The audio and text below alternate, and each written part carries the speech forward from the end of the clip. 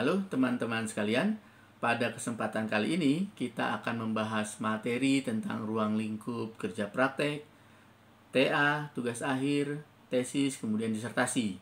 Nah, pada bagian ini kita akan membahas ruang lingkup disertasi. Silakan selamat menyimak.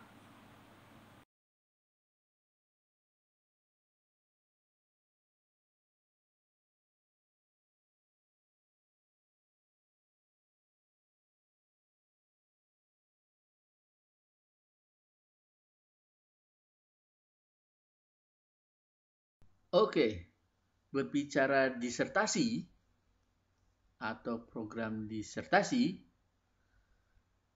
nah itu apa ya?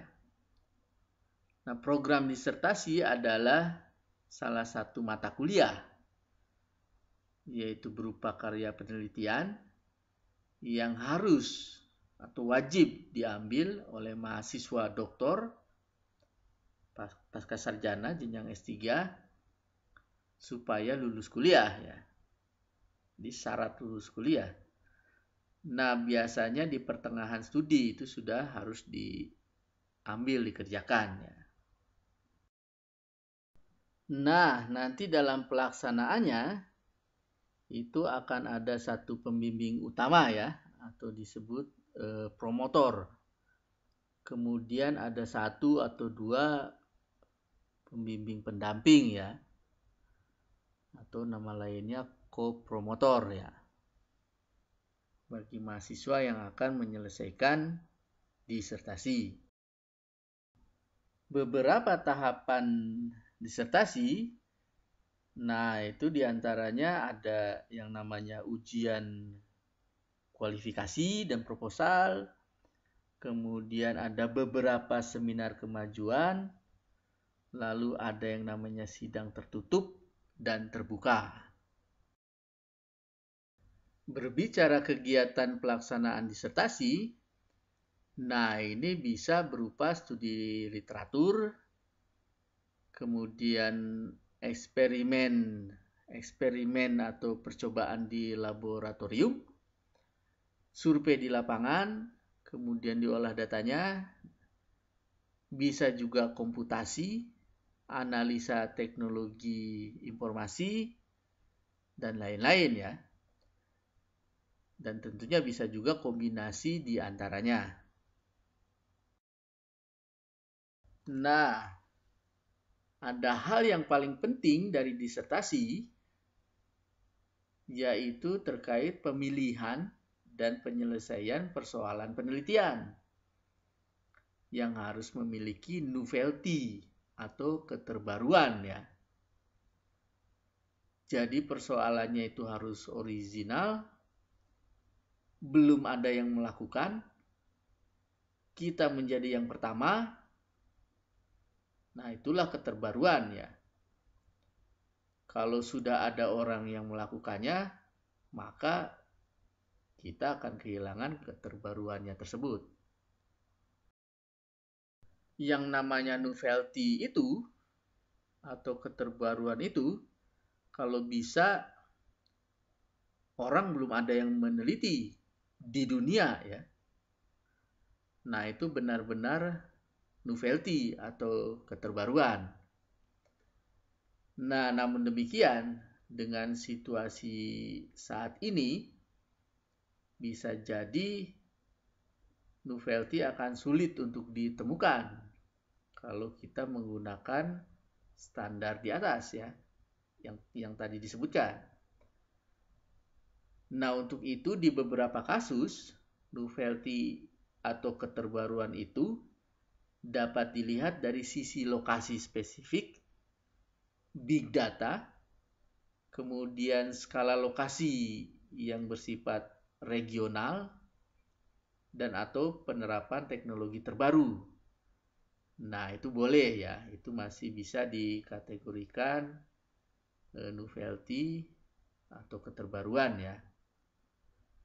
Nah, kalau kita ambil contoh nih, misalnya contoh penelitian land subsidence, mungkin itu sudah banyak ya. Tetapi misalnya kalau penelitian land subsidence di wilayah regional Indonesia. Misalnya, ketika belum ada yang melakukan, nah itu bisa jadi sebagai novelty. Nah, di dalam penyelesaian persoalan disertasi, itu lazim digunakan beberapa metode ya. Kemudian beberapa pemodelan, termasuk integrasi model di dalamnya, dan menggabungkan beberapa atau banyak sudut pandang. Nah, itu ciri-ciri disertasi ya. Nah, seandainya kita hanya menggunakan satu model dan satu sudut pandang saja, itu belum layak untuk dibilang disertasi. Nah, tadi sudah kita sebutkan beberapa syarat atau standar dari disertasi. Nah, ada pertanyaan, seandainya ingin mendalami, ingin menambah sudut pandang, bahkan menambah data dan parameter, itu bagaimana ya? Nah, jika terjadi hal seperti itu, maka itu menjadi nilai tambah tersendiri ya. Jadi kualitas dari disertasinya akan lebih baik ya. Pemilihan tema disertasi itu disarankan terkait dengan persoalan-persoalan terkini ya, yang nantinya dapat memberikan manfaat keilmuan dan juga manfaat praktis ya. Kita akan coba lihat nih contoh topik disertasi ya. Nah, ini contohnya nih. Yang pertama nih. Kajian tingkat risiko penurunan tanah memanfaatkan big data dan machine learning ya. Nah, ini dapat dilihat pada contoh di atas, terdapat penerapan teknologi terkini, yaitu terkait dengan risiko penurunan tanah didekati dengan teknologi machine learning. Nah, ini teknologi terkini. Dan data yang sangat banyak, big data. Nah, ini syarat minimum untuk dikatakan disertasi bisa terpenuhi ya. Nah, selanjutnya apabila secara lokasi penelitian masih unik, maka akan menambah keterpenuhan syarat-syarat sebuah disertasi ya. Nah, ini contoh yang pertama. Contoh yang kedua nih, terkait topik disertasi. Nah, ini topiknya tentang kajian land subsidence di wilayah dataran rendah pesisir Indonesia. Nah, dapat dilihat pada contoh di atas ini ya. Skala penelitiannya melebihi skala regional ya. Sudah bicara Indonesia gitu ya. Kemudian data-data yang digunakan pastinya akan sangat banyak ya. Big data. Nah, ini bisa dikatakan syarat minimum sudah terpenuhi ya. Selanjutnya apabila misalnya ditambahkan beberapa skenario proyeksi misalnya, contohnya skenario dampak dan lain-lain, maka akan menambah keterpenuhan syarat-syarat sebuah disertasi.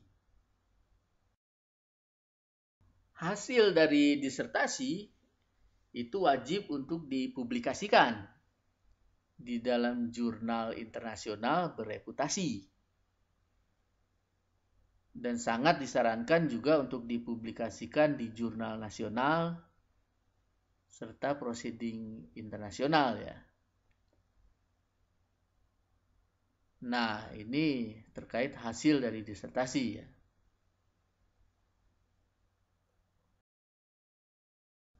Ketika kita mempublikasikan hasil disertasi kita, nah hal-hal yang harus diperhatikan yaitu harus terhindar dari plagiarisme, termasuk self plagiarism ya. Kemudian juga harus hati-hati dengan isu copyright dan beberapa hal terkait lainnya ya. Nah, nanti ada banyak nih software yang dapat mengecek plagiarisme ya. Contohnya Turnitin gitu ya, dan lain-lain ya. Nah, jadi kita harus hati-hati. Oke, teman-teman sekalian, ini adalah akhir pembahasan materi tentang ruang lingkup disertasi. Semoga bermanfaat.